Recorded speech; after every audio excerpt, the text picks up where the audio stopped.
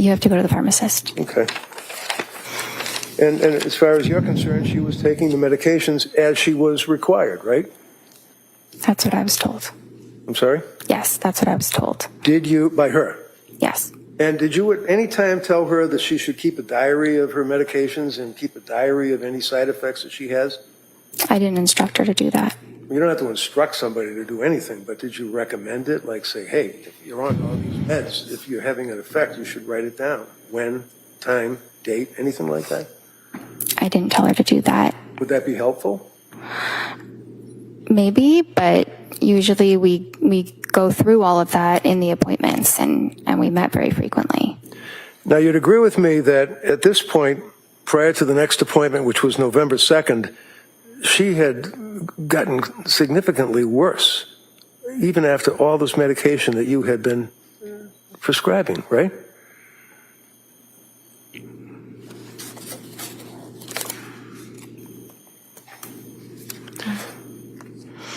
Did you make a note that she was telling you that she had depression and that she was crying, had more anxiety, insomnia had increased, brain fog, and worrying about suicide?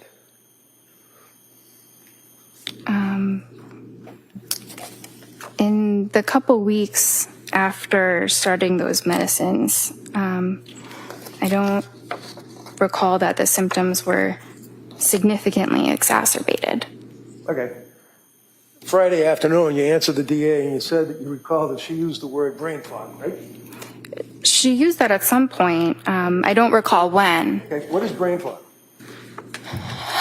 It's a very subjective feeling that someone might have where maybe it's, hard to think of a word that you're trying to think of, or maybe it feels like, maybe you're thinking of things a little bit more slowly than you normally would.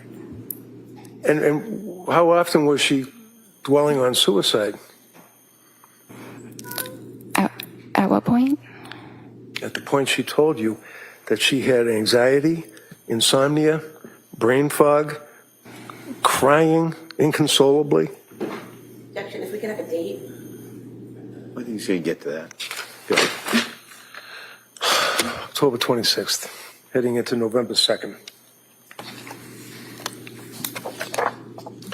Do you recall, I'll rephrase it, do you recall going into the November month, meeting with her, and she told you that she had brain fog?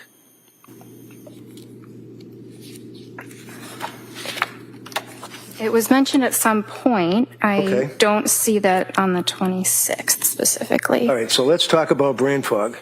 Did you ask her what that meant? Because when you say subjective, that means that's her interpretation. That's in her head. She's telling you, right? Yes. As opposed to objective, which would be what people in general would think, right? Yes. So when she's telling you, in addition to the anxiety, in addition to the crying, in addition to the stress that she was undergoing, she was worrying about suicide, she talked about brain fog. So you must have asked her, what does that mean? Subjectively, what does that mean? Subjectively means in the patient's, own opinion, that's what their experience is. Okay, so she's the one that's inside her head, right? Yes. So what were the symptoms? What is it?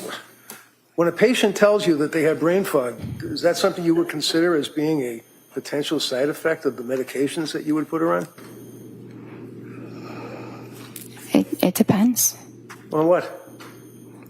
I mean, sometimes it could be, and sometimes it could be unrelated. It's a symptom of depression as well. So sometimes it's hard to tell what it's attributed to.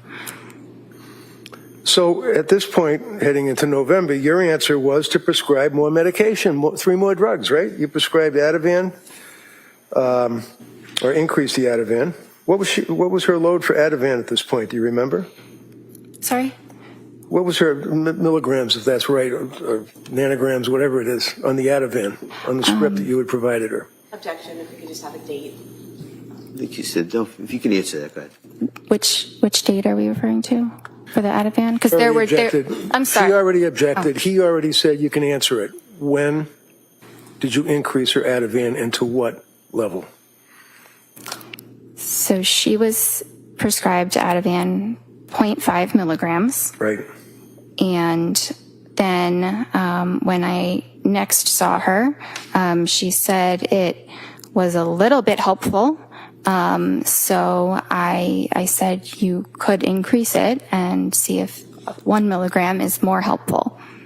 Did she increase it? Yes. And when was the next time you saw her to talk to her on the television or on the computer?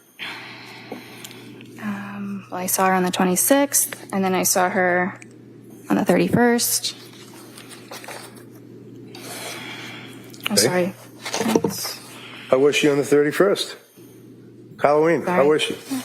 That's not my note. That's her therapy note. Okay. So how about this November 2nd? Was that the next time you saw her? I saw her on November 2nd. And she told you that she was hesitant to use the medications, the Buspar and the hydroxyzine, right? She said she was hesitant to try the Buspar. She was scared of the drug. She was scared of the drugs, right? She was afraid to take a medication. She wasn't doctor shopping and asking you to give her drugs so she could get high. She was asking you for help. Isn't that right? Yes.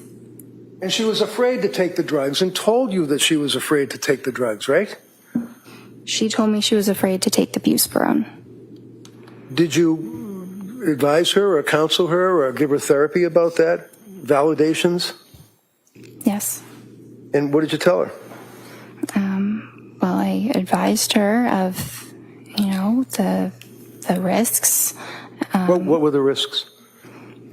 Well, the risks of medicine, like we had said, sedation or dizziness. Okay. How about interfering with sleep? Buspirone doesn't usually interfere with sleep. Not usually. Did you ask her about any thoughts of suicide or being close to having thoughts of suicide? Yes. Did she indicate to you that she had any thoughts of suicide at all? Not at that date. Did she use those words, or is that a box that you checked off?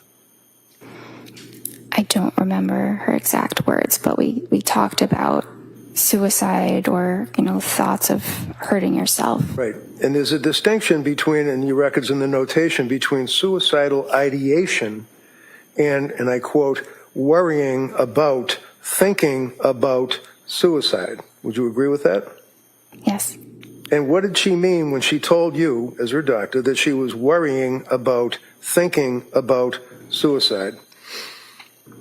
You mean in the prior appointment? I'm talking about a woman that's sitting in front of you on your television or your computer telling you that she was worried about thinking about suicide. Well, on the 2nd, she didn't say that. Okay. When was the next time that she told you that she was worried about or thinking about or suicidal ideation?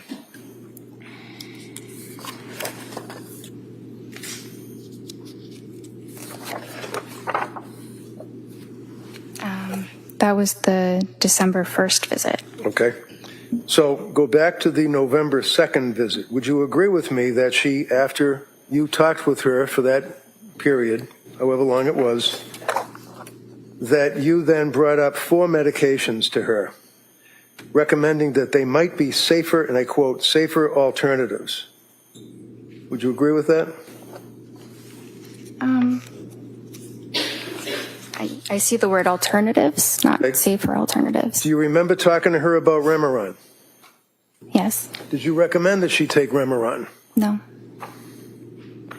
Did you ever prescribe Remeron? No. And is that mirtazapine, as far as its generic name? Yes. And Remeron is an antidepressant, isn't that right? Yes.